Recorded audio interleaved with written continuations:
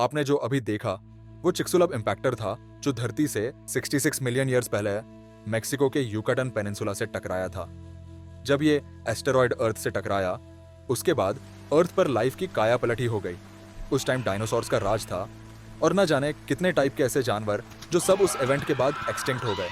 ऐसा एस्टिमेट किया जाता है कि 75-76% लाइफ फॉर्म पूरी तरह से खत्म हो गई थी चिक्सुलब इम्पैक्ट के बाद।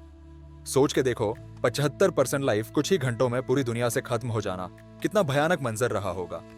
ये जो एस्टेरॉयड है जिसकी मैं बात कर रहा हूँ ये एक्चुअली ज्यादातर रॉक्स ही होते हैं जो बहुत छोटे, जैसे 2-4 मीटर से लेकर कई सौ किलोमीटर के भी हो सकते हैं। अगर सबसे छोटे एस्टेरॉयड की बात करूं तो 2015 TC25 नाम का एक एस्टेरॉयड है जो आकार में सिर्फ 6 फीट का है। और लार्जेस्ट एस्टेरॉयड जो अब तक खोजा गया है उसका नाम है सेरेस, जिसका डायमीटर 940 किलोमीटर है। सोच के देखो, एक एस्टेरॉयड जो साइज में 940 किलोमीटर का हो अगर धरती से टकरा जाए तो क्या होगा, जबकि वो एस्टेरॉयड जिसने डायनासोर्स को एक्सटिंक्ट किया वो सिर्फ 10-15 किलोमीटर का था। वैसे तो अर्थ पर हर रोज स्पेस से 17 से 20 मेटेरॉइड्स गिरते हैं एंड ये एस्टेरॉयड से अलग होते हैं क्योंकि ये रिलेटिवली साइज में काफी छोटे होते हैं। ये एस्टेरॉयड या कॉमेट से अलग हुए पार्ट्स होते हैं जो अर्थ की तरफ आ जाते हैं, और जो मेटेरॉयड एटमॉस्फेयर को क्रॉस करके जमीन तक पहुंचते हैं उन्हें मीटियोराइड्स कहा जाता है। National and international space agencies के साइंटिस्ट्स हमेशा अलर्ट रहते हैं एंड रिसर्चेस करते रहते हैं कि ऐसा कोई डेंजरस एस्टेरॉयड अर्थ की ट्रेजेक्टरी में तो नहीं जो फ्यूचर में टकरा सकता हो धरती से। रेगुलर रिसर्चेस एंड मॉनिटरिंग के बाद यही सामने आया है कि फिलहाल तो ऐसा कोई भी एस्टेरॉयड डिटेक्ट नहीं हुआ है जो अर्थ से टकराए और लाइफ को खत्म कर दे, इसलिए हमें अभी घबराने की कोई जरूरत नहीं है।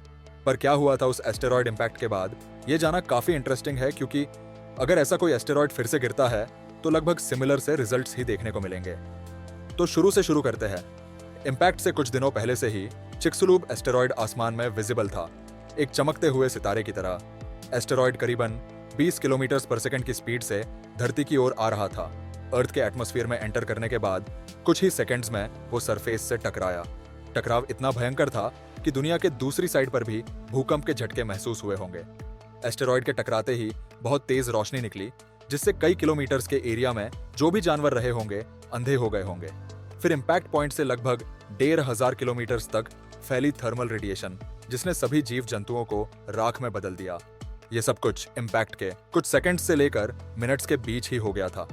इतने जबरदस्त टकराव से खरबों टन डेब्रिस या मलबा आसमान में उछले जो स्पेस के करीब तक पहुंचे और वहां से कई सौ किलोमीटर पर आवर की रफ्तार से वापस धरती पर गिरे।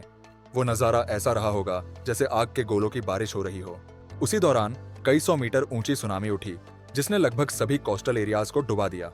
जैसे ही आसमान में गए डेब्रिस जमीन पर गिरने लगे, सरफेस टेम्परेचर बहुत ज्यादा बढ़ गया, जिससे जमीन पर रहने वाले लगभग सभी जानवर मारे गए और 70% जंगलों में भयंकर आग लग गई।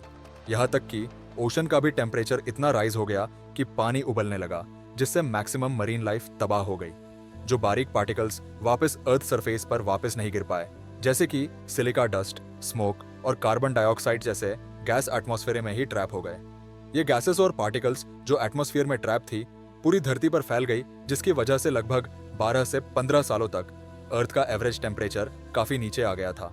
क्योंकि सूरज की रोशनी धरती तक नहीं पहुंच रही थी, कोई भी टाइप की वेजिटेशन का सर्वाइव करना लगभग इम्पॉसिबल था। इन लगातार इवेंट्स के बाद ऑलमोस्ट 75% से ज्यादा लाइफ खत्म हो गई थी। आज जितने भी जानवर हमें देखने को मिलते हैं वो सब उन जानवरों के डिसेंडेंट है जो उस एपोक्लिप्स में बच गए थे।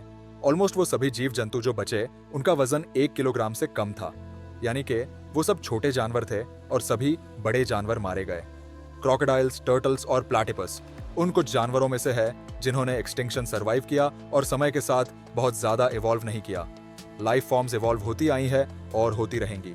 हमें नहीं पता अगला मास एक्सटिंक्शन इवेंट क्या होगा और कब होगा।